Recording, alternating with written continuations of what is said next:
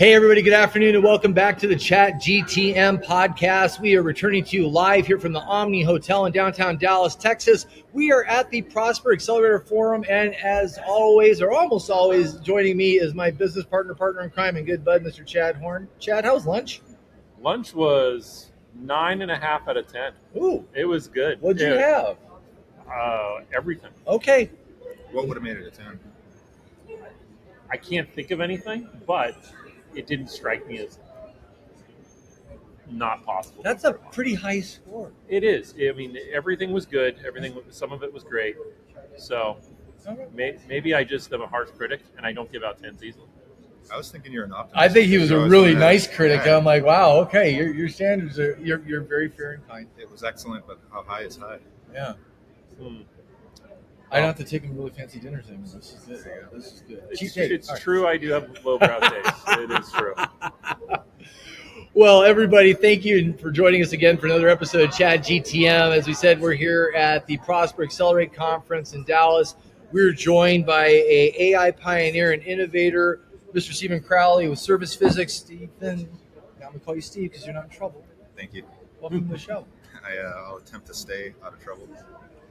I'm the one that gets us in trouble. We'll see what happens there. Yes, but I don't want to dig any holes. So, Steve, tell me a little bit about, just one. What brought you here? To Prosper? Yeah. It's a good question. We met the Prosper team about 2 years ago. It was immediately apparent that our mission and values were well aligned.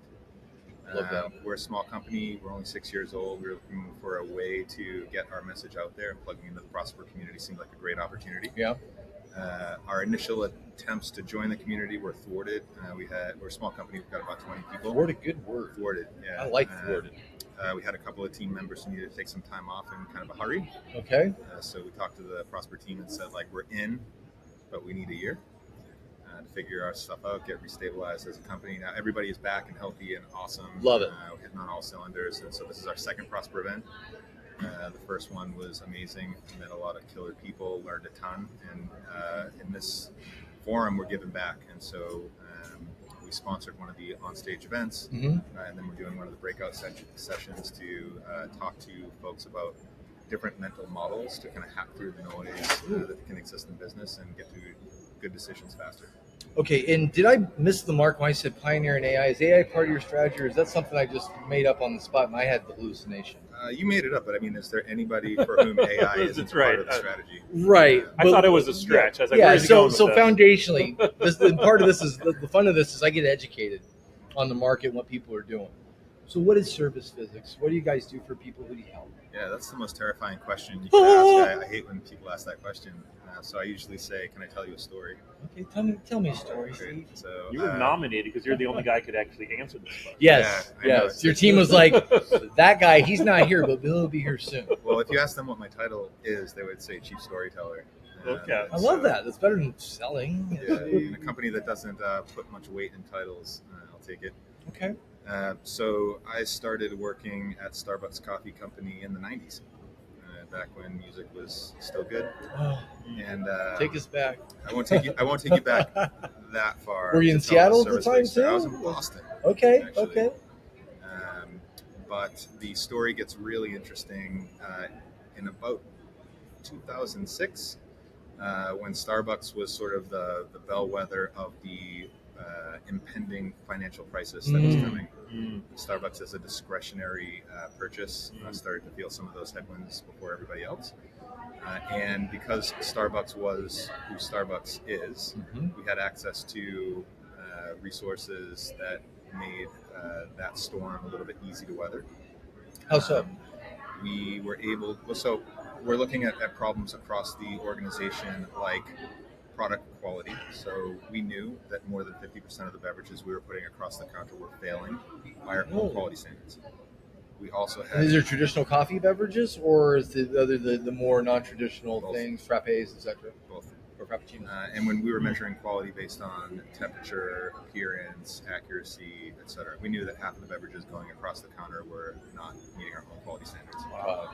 We also had massive disparity in labor productivity across the country and didn't know why, which is probably more frightening than having the problem, Yeah. not understanding the problem. And so we looked out in the industry with the question and confidence that somebody had solved a problem like this before.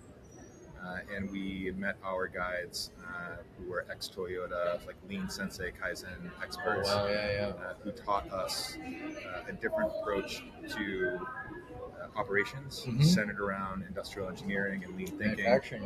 Manufacturing, because restaurants are just small manufacturing plants. Yep, with a perishable product.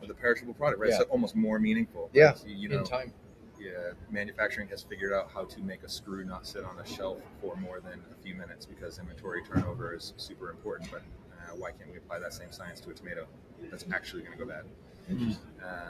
You know, one of the major differences in the restaurant industry being experimentation is difficult because you are performing in front of your customer, not in a factory somewhere closed up. And a company like Toyota might have a handful of factories within a country. Starbucks had thousands of stores. At this point in time, probably somewhere in the order of 6,000 to 10,000 stores. So all like kind of micro plants with different management strategies at each one. That's right. And the management strategies is really the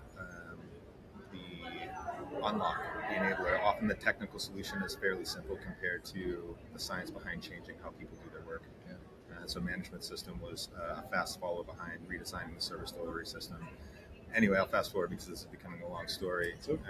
It took us about 8 or so years to completely transform Starbucks' operation, including the service delivery system, how baristas make beverages and food, how that all comes together with labor and deployment.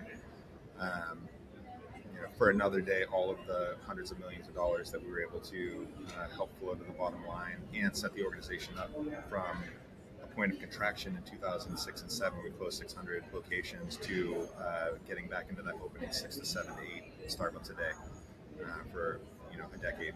Sometimes you got to fall back and regroup, though, right? About every 20 years. So look at what's happening with Starbucks now. It's 20 years later. They closed down the Reserve Roastery in Seattle. That's right.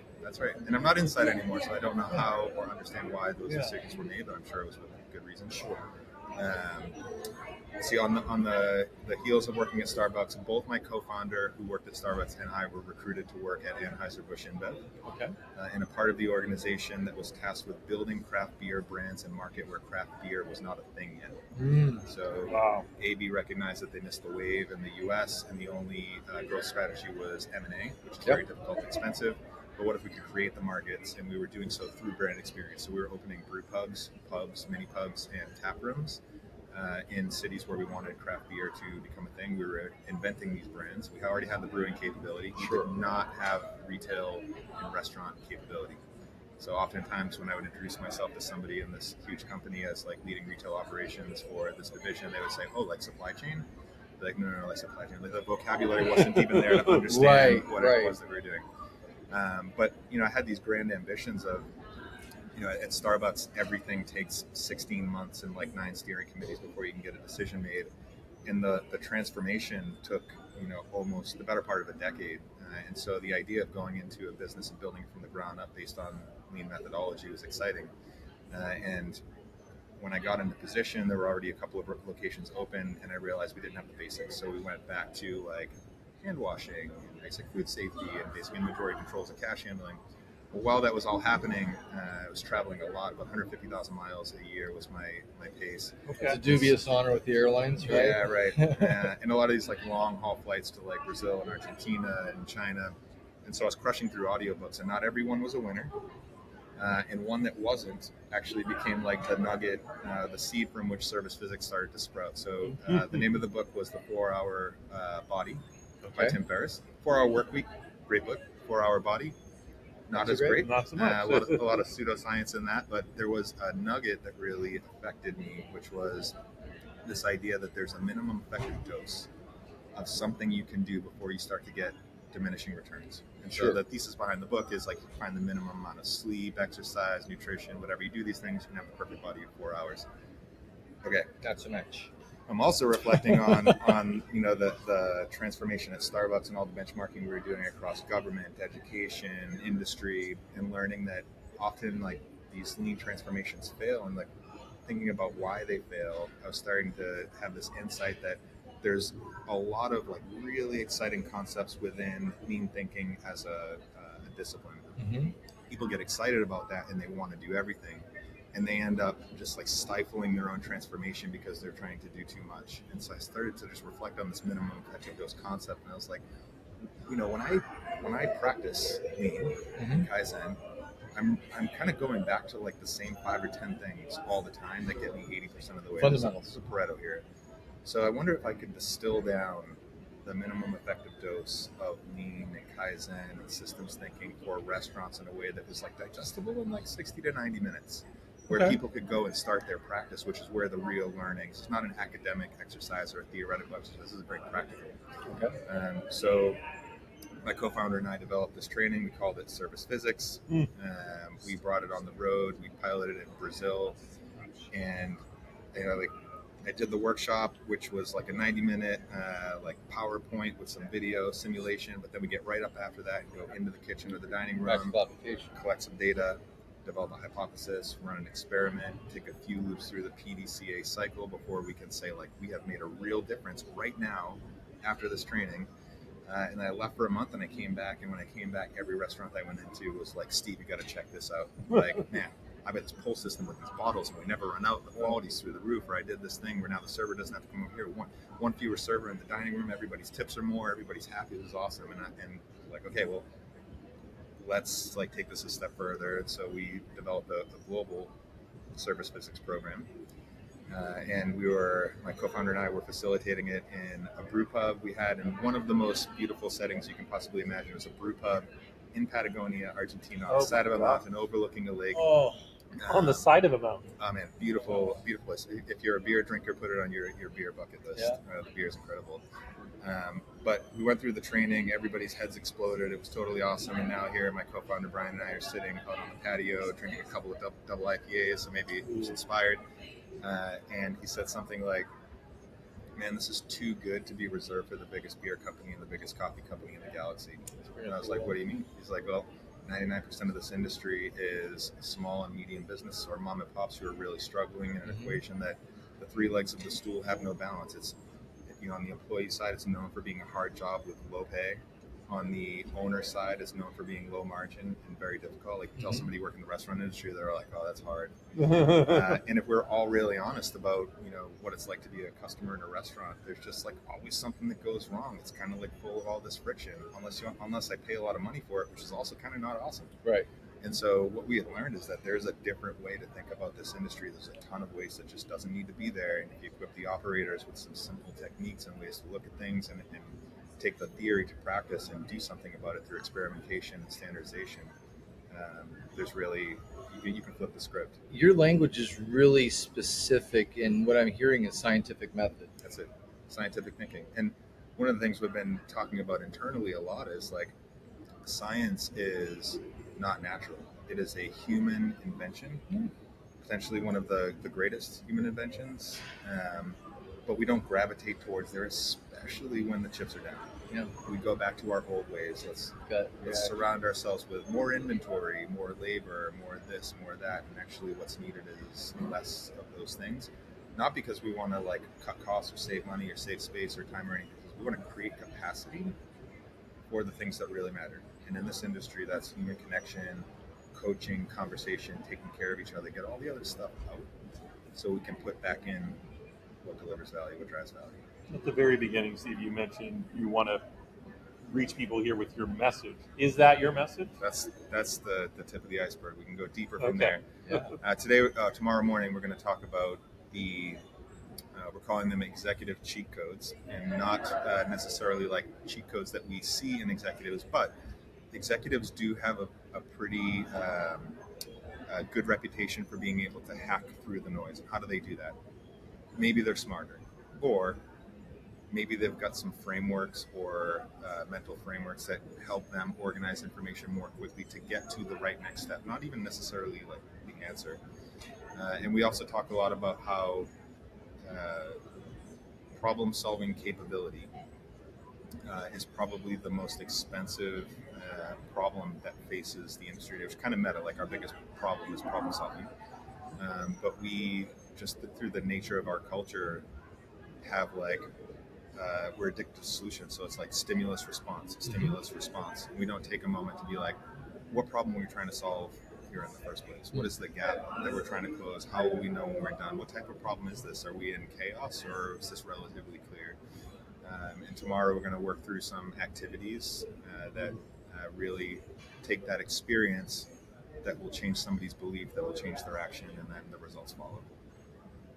Awesome. So this thing tomorrow is interactive with the audience? Super interactive. And I'm going excited for this. very off script. The mission was to have like 15 minutes of presentation and 30 minutes of conversation. I tried and failed, but this will be 3 very specific sort of cheat codes or just mental models, frameworks that we'll go through, and then we will go right into an experience, very, a la service physics training, that will exemplify that this, in fact, is an approach that you can use to solve just about any problem. Very cool. It feels like, especially playing with the name service physics, right? That bad habits and routines are emotion that have their own energy. And Newtonian physics says an object's emotion continues emotion unless acted on by an equal or opposite force. It's good. Right? Real physics. Tell me about that. Because you are interacting, and redirecting the energy and flow of that business. How is that change management in your process really applied? How's it adopted? And what's the friction you encounter along the way to get through that? And seeing is believing. And so within the practice of lean, there's I won't use the Japanese words, but the closest thing in English translation is go and see for yourself. Okay. And so it's one thing to talk about the theory behind something, and usually things on the surface kind of make sense and you can get people to nod their heads, but then going to see the thing play out crystallizes that. And we're not huge fans of technology first solutions to things, but one of the pieces of technology that I've been most excited about in the last year are the Meta Ray-Ban glasses. Love them. And this is how we use them. We have clear lenses on them, and we put them on frontline workers. Okay. And record 3 minutes at a time of them working a station. So FPV. Yeah, Right? totally. Yeah. And it's one thing to, talk to senior executives in the Fortune 500 restaurant company and throw up a slide that has data.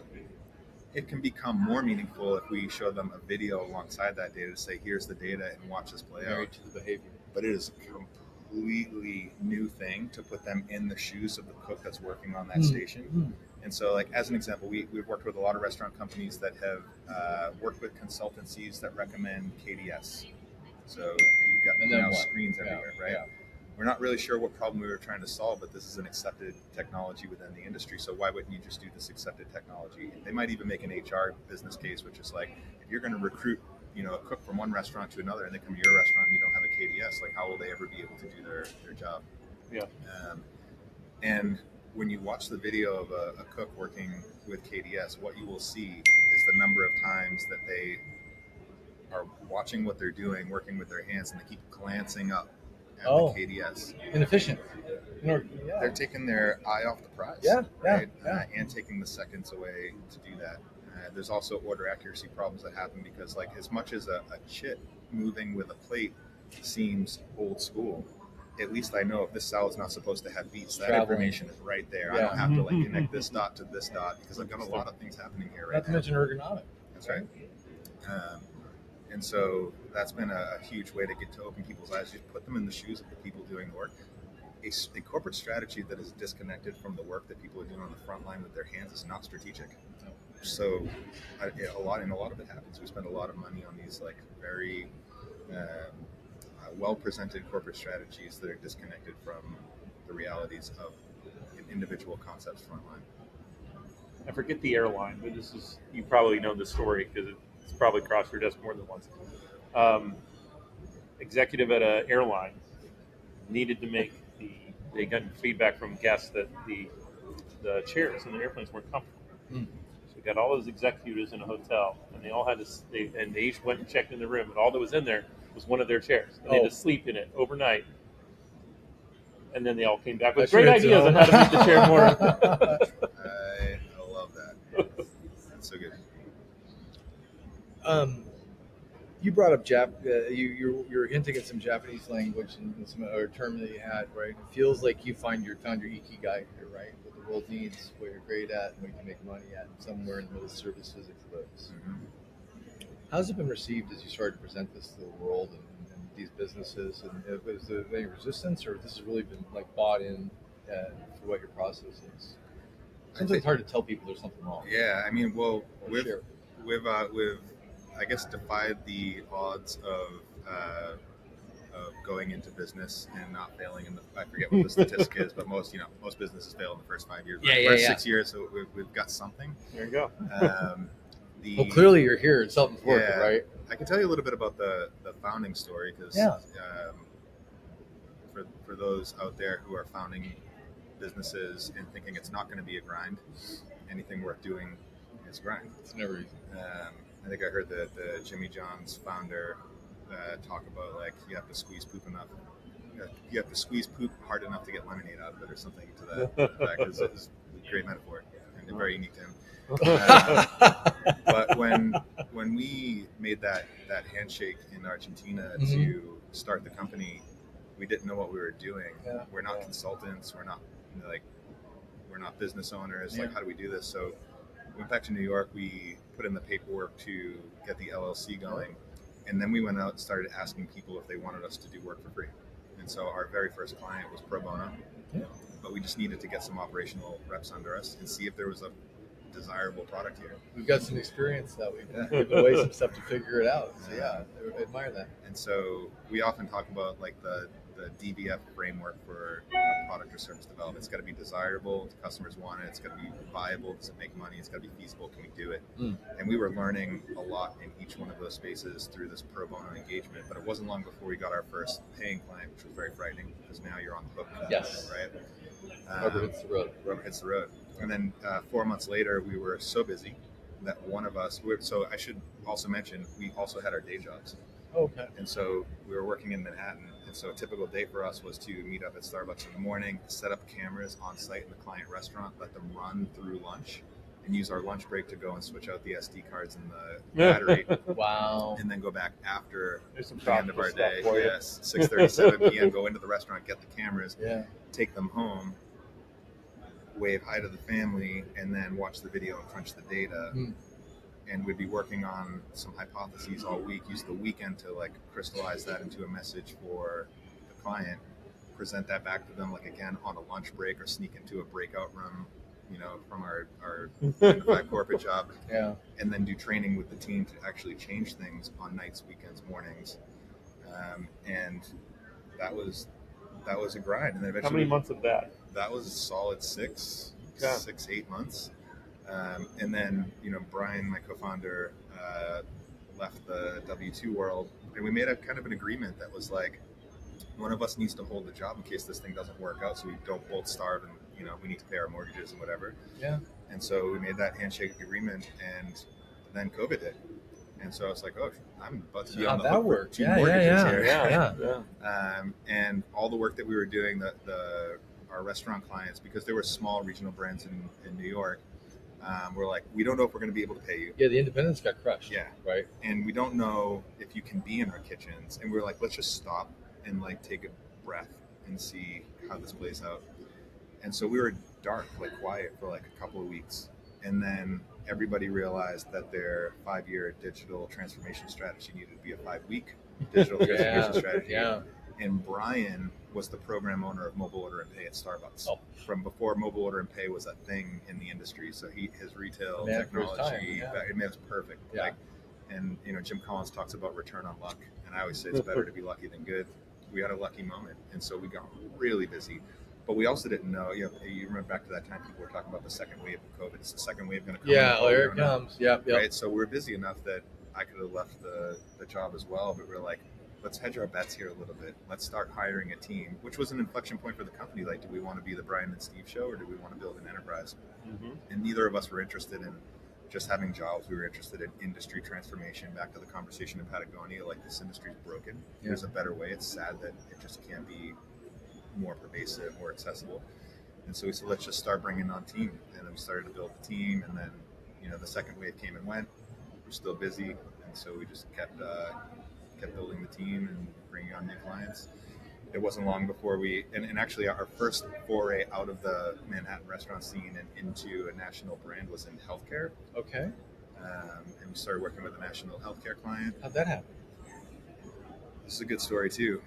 I've heard a few different versions of how this happened, and the only person who knows has told me a couple of different versions as well. But an executive at it's a Fortune 500 healthcare company, was at a barbecue and met somebody from Starbucks, and they were talking about operations and operational excellence. And she said, like, hey, I'd like to talk to you some more about like how this all came to be. And he said, well, I really wasn't a part of the team that developed this. I'm more of a customer of it, but you should talk to this guy. I think he's consulting now. Maybe he'll be able to help you. So she didn't have a LinkedIn account. She created a LinkedIn account and pinged me on LinkedIn and said, I'm an executive in a healthcare company. Can I take some of your time? And I'll talk to anybody, case in point. And the yeah, I love that. Ours I real love well. that. No, just kidding. I got hit. No, just kidding. I didn't take the call seriously at all. I was on my front stoop in Queens in a hooded sweatshirt with a cup of coffee one morning. And we had a great conversation. It was scheduled for 30 minutes. It went 90. She's like, can I have more of your time? We had a second conversation. And then she was like, I don't know if there's a there, but I'd like to keep the door open. Is that okay? And I was like, absolutely. And she called me a few months later and said, do you guys do time and motion studies? And I said, well, yeah, we do them all the time, but it's not our product. We do it as a part of the problem solving effort. And she said, well, we're about to hire McKinsey to do this work for us. Do you want to put in a proposal? And we put in some like drastically underpriced proposal, lost a ton of money in doing it, but we just were like curious about what it would be like to work in healthcare. Yeah. We worked with that company for 3 years and orchestrated a pretty massive transformation that gives me hope about the future of healthcare. And they were an amazing organization with their hearts in the right place, and they're going to go on and do amazing things. Was that specific to their food service inside healthcare, or was it more process in healthcare? It was the actual healthcare Oh, wow. which was new for us. But at the end of the day, you have human beings using their hands, their heads, and their hearts to provide service to other human beings. It doesn't matter if they're making a hamburger or performing dialysis or taking your blood pressure. It's just that simple. The difference, could be the types of machines they're using and how long those machines cycle for, but everything else is the trash still needs to be changed. People need to be moved from one place to the other. There's inventory, there's standards, there's regulation, there's all these things. It translates. So thinking about your humble beginnings to where you are today, tell us a little bit about what Service Physics represents today as a business, size, scope, scale. These are still the humble beginnings. I think we are. I love the startup mindset. That's awesome. We're in the first paragraph of the introduction. We haven't even gotten to You're chapter one yet. We might even be in the forward. We're still testing a lot of ideas and developing the practice as we go. We're standing on the shoulders of giants. Lean manufacturing has been a thing for decades and decades and decades. Back to Ford? Yeah, well, it has its roots actually back to Venice, Italy, in it's like 1400 or so. The Venetian arsenal figured out that they could build ships more efficiently if they standardized the parts and built the ships as they moved them down the canal. This is like the beginning of the assembly. Wow. Fast forward to Ford, pioneered the assembly line, which was great as long as all you needed to build was black Model Ts. Any color you want as long as it's black was kind of the joke. I think I just said that about POS recently. And then Toyota figured out that there was a different way to think about operations such that you could have high volume and high mix, not just high volume, low mix. And that's really appealing to an industry like the restaurant industry, where you have a lot of customization. You have a lot of customization by design and then a lot of customization by request. Where we fall down as an industry is all the other variation that is self-inflicted. There's enough variation in terms of let's compare it to a factory. The whistle blows in the morning, you know how many units you need to produce. That factory just clips along until the end of the shift, and then you transition to a second shift or whatever. Yep. The restaurant industry has these peaks and valleys throughout the day, and then peaks and valleys throughout the week that makes those daily peaks very small. Then you have weather, and then you have the macroeconomics, but then you have all this. That's all stuff that is outside of your control. But then inside of your control is if you have 1,000 units and all of them put their ingredients in a different order.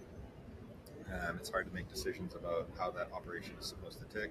Back to the story about Starbucks and the wide levels of labor productivity across the country. Not to tell another story, but I warned you, chief storyteller. We like stories. Starbucks rolled out automated espresso machines in the early 2000s, mostly because of the number of repetitive injury claims that were coming in. Really? Because those knock boxes on the portafilter were damaging people's stuff. Really? Yes. And I started in the 90s, so I have bad wrists, especially my right wrist because of that. And so when they rolled out those machines, they said, teams, and at this point it's like 2,000 stores, it's the same recipe card. You build the drinks the same way. The only difference is instead of cranking on a steam valve, you hit the button that turns on the steam wand. You hit a button, it'll grind and brew the espresso, but everything else is just the same. That's all well and good. But if I taught you how to make a beverage, learning the way that I taught, and I sequenced those 3 pieces of machine in that box, which are a steamer, a grinder, and a brewer, suboptimally, it'll take you forevermore 2 minutes to build a grande mocha. But if Chad taught you, and he put those 3 pieces of equipment, those 3 machines in the right sequence, it will take you 45 seconds. Shave it off forevermore. 4 seconds, yeah. So, and the difference between 45 seconds and 2 minutes is if I taught you, you can make 15 beverages in 30 minutes. If Chad taught you, you can make 40. 15 to 40. Throughput. That's the gap. That's 1, 2, or 3 baristas for the same volume, which is how you get to different levels of labor productivity, right? But once you standardize that and you say, like, guys, there's just one way to build a beverage that sequences these 3 pieces on the machine in a way. You steam the milk, you cue the shots, that gets the grinder going, you pump the syrup, well, that's grinding, that's 8 seconds, you put the cup underneath, the shots pull. Now you've got milk steaming and shots brewing and your hands are free. Let's pour milk for the next beverage. And when the milk steaming is done, it's exchanged like for like. Now the shots are done, hit the button, like for like. And now I'm always working on 2 beverages and now they're just coming along. Now we're all making 40 beverages every 30 minutes instead of somewhere between 15 and 40. So now that you've been doing this for several years, you mentioned the idea of forming a hypothesis. What are the tools you use for data collection or experientially to arrive at hypotheses these days? I love it. Well, it always starts with going to see. That's not a tool, but a technique. Yeah, sure. I'll make a quick plug for the Service Physics app. It's a free download on any place you get apps. There's a few types of studies you can do. You can do a labor utilization study, which is in 5-second increments. You'll just record how people are spending their time. Either they're actively serving a guest, they're idle, meaning they're like ready to serve a guest, they're walking between 2 points, or they're completing some task for customers that are coming to the future, like changing a trash, cleaning a counter, etc. The great thing about that is every company I've ever worked in or worked with has senior leaders or owners who believe they're overspending and over allocating labor, and every unit level operator thinks they're not getting enough. So this is a problem in and of itself. And they're all wrong or they're all right. Pick your viewpoint, half full or half empty. But it's how we're allocating the labor and how the work is getting done. But when you bring data to the table and you can say, the active labor utilization at your peak period is only 50% right now, which means people are doing stuff, but what are they doing? Are they completing tasks that could be done later? Are they walking between 2 points for 15% of that time? And by moving these 2 stations together and moving this inventory from here to here, we can cut that out. We were just working with a company that they toast bagels, and the bagels were located a 5-second walk from the slicer, right? And so if you're serving 100 bagels a day and you're walking 10 seconds to get every bagel, just put the bagels closer to the slicer and you get all that time back. What can you do with that? That's your choices. Anything you want. Take it to the bank if you want. Exactly. You can reallocate it to training, you can serve more customers, whatever it is, but that opportunity becomes clear with data. There's also a tool that you can use to study throughput. It's called Line Operate, and essentially every time something comes off the line, you hit the button and it'll tell you what your throughput is. So if you're making beverages at Starbucks, it would say you're making 1 beverage every 45 seconds. Well, then I know 1,800 seconds and 30 minutes divided by 45 is 40. My throughput capacity is 40 beverages per hour. Is that going to meet demand or not? If there might be some waste in there. Maybe it's meeting demand, so that's not the problem I want to solve today. But maybe I have queues, customers that want more beverages. Well, then let's do something about that. But I'll make a plug for a less sophisticated, not digital tool called the spaghetti diagram. And this is sort of my entry point for people, which is all you need is a piece of paper and a pencil. draw the layout of the station or the dining room, whatever, pick an operator, put pencil and paper, and follow their motion throughout the thing. And motion does not work. The bird's like nest, it doesn't look right. That's right. The more carbs, the worse off you are. Well, is service physics a moment in time? Is it an ongoing engagement discipline? How's that work? We like to think of it as a noun. It's a practice. Okay. So, it draws from several disciplines, primarily lean manufacturing and Kaizen, but also systems thinking. We use a lot of complexity theory and systems thinking frameworks, and we bring that all together and we talk about that as service physics. And some of the companies we work with refer to the practice itself as service physics. They're not referring to the company anymore. They're like, we're gonna get the team together and engage in some service physics, and that for us is success, because then we can fade out in the background. We have no desire to be embedded in an organization. I've read some books that talk about consulting firms that like the whole, like by design they try to get in and spread like an amoeba. Not really what we're interested in. You want them to graduate. We want them to graduate, and we can help with different problems. There's no shortage of problems. Every business has thousands of problems happening right now, and the only problem is no problem. So if you find a problem, it's the gap between here and something better, and you're not aspiring to be better, then good luck. All I can say is wow. We're about 40 minutes here, and I can keep going because I'm going to say this emphatically. This is probably one of the most articulate people I've ever met. Your intelligence is evident, and knowing what you're putting into your business and for your clients reassures me that this is the right thing for people, that you put this much thought into something. You speak the scientific method.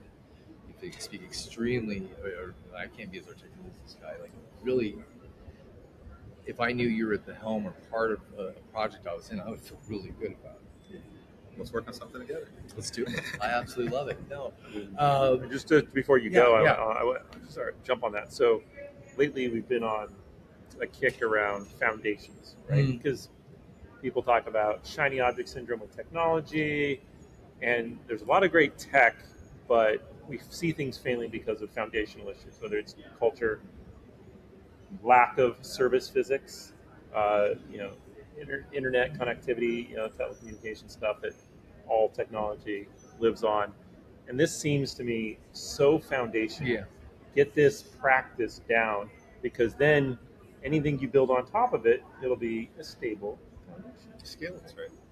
Yeah. We talk about 4 stages of business operational growth. It starts with mania. We all start in mania, and we can actually graduate from mania and end up back there. COVID is a great example of that. The most stable operations became manic. Yeah. But you move from mania to stability, to ability, to operational excellence. Operational excellence is not something you can decide to do on Monday and start doing on Tuesday. You've got to go through this journey of calm the noise, make the stability scalable, and then start to automate things with technology. And that's when you can open 6 to 8 restaurants a day. Feels like a big mistake is thinking technology is the panacea, when in fact you have to get the foundations down first before you apply the tech. Well, technology by definition has nothing to do with digitization, right? Yeah. Like the pencil is a technology. It's just the application of scientific thinking to making things better. I love everything you said. I vibe with this. Is absolutely fantastic. For people that are interested in talking to you, understanding more about your story, understanding more about your capabilities, what you can do for them, what's a good way for them to engage? Yeah, contact@servicephysics.com, steve@servicephysics.com. We've got a LinkedIn page. I love LinkedIn connections, and we're pretty active on there. Additionally, we love to create experiences that help change beliefs, that help change people's actions and drive results. We believe in it so strongly and are so committed to industry transformation that we'll do those workshops for free. Just as take a taste. Let's go on a date. And oftentimes people will learn enough in a 45-minute workshop to go and create something magnificent, and that's great for us. Whether it turns into a commercial relationship or not is not as important. And we're here getting close to the end of the season or the year. Are there any shows you're going to be going to next for people have to? Because you're really interesting. If I could sit with you longer, I absolutely would.